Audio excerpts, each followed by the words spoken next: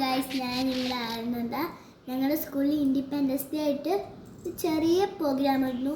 വയനാട്ടിൽ കുറേ പ്രോബ്ലമൊക്കെ ഇല്ലേ, അതുകൊണ്ട് അപ്പോൾ അതിൽ കുറച്ച് ഫോട്ടോസാണ് ഞാൻ അപ്ലോഡ് ചെയ്യുക.